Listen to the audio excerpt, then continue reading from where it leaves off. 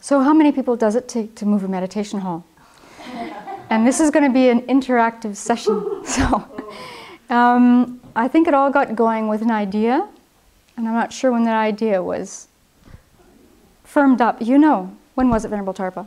Venerable Children and I were driving to the architect's office. Okay. And she kind of decided that on the way there. We firmed it up on the way home. All right. Sometime in which month? September maybe? Okay.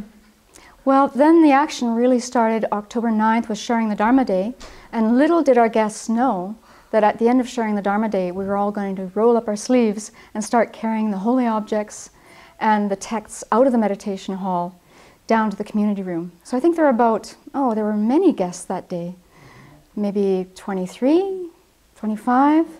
And fortunately, some young male students from the university came, and with Stan Pollock's coaching, they actually lifted the Shakyamuni Buddha statue out of the meditation hall and carried it to Ananda. And then for the next several hours, we unloaded the texts and carried them down. So that day was probably at least 3 hours, maybe 4 hours of moving. And then what was the next step? Tearing up, beating up the walls and taking up the wiring. Right. Pulling up the floor, taking out the wiring, smashing the walls. Recycling everything possible. Recycling everything possible. And then? And then Mike the Mover came. Oh, yeah. And Mike the Mover came and put these steel beams. Did he jack up? John Perry had to make the land ready for him to move it to. Oh, right. So John Perry, our good friend, he's one of the stars in the meditation movies.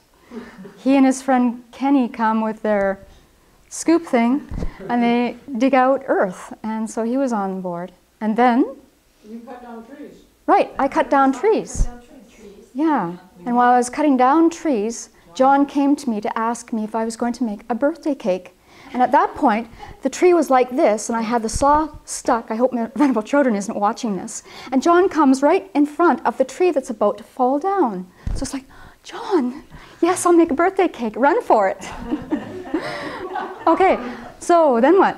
Then the building then the girders came in. Then the steel beams came in. They lifted up the meditation hall with car jacks. Wow. Meditation hall jacks.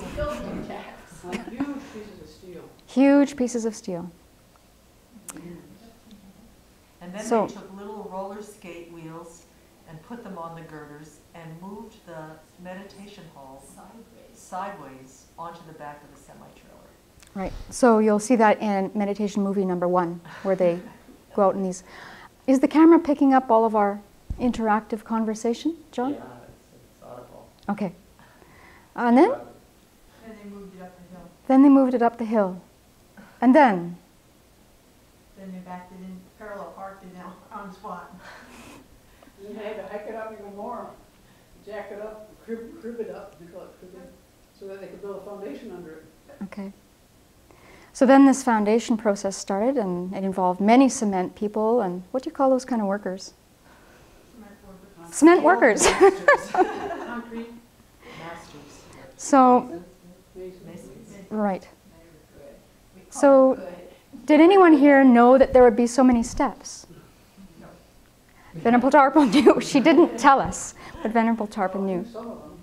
So we have Billy Electrician, we have Mike the Mover and his team, we have John Perry and Kenny. Who else has helped us? Kirk and his team, He's got the carpeting team. the carpeting team, The electrical company. Oh, PUD? PUD, Inspectors. inspectors, Permits. Everybody's been at the Abbey the last 2 months. right, all of our guests. And then all of the people around the world who have made financial offerings to make this possible. I could go up to 10,000. 10,000. So I guess the point of this talk is so many people are making this happen. And when we do this kindness of other meditation that Venerable Tarpa led us through yesterday, it really brought new meaning to that Lam Rim topic. And I think for all of you who are watching the meditation movies, and if you have a chance to come, the next time we're sitting in the hall, I think we'll have this new appreciation for the fact that we're sitting in a space that has really been built by so many people, and they really have done it out of kindness. And the argument will always come up that yes, maybe they're kind, but they're being paid. But actually what I've seen is that people who come here to do this work are wanting to do it as well as they can, and they're smiling and they're happy to do it, and they're working often in difficult situations. It's often, well, it's been cold since this process has started, really, and they want to make the space as best as they can for us to go and meditate in so that we can do something with our mind and really benefit the world, and that's just incredible. So I'm really glad that we made this decision. It's not over yet, so if you've got some time, please jump on a plane, because we need a bit more help.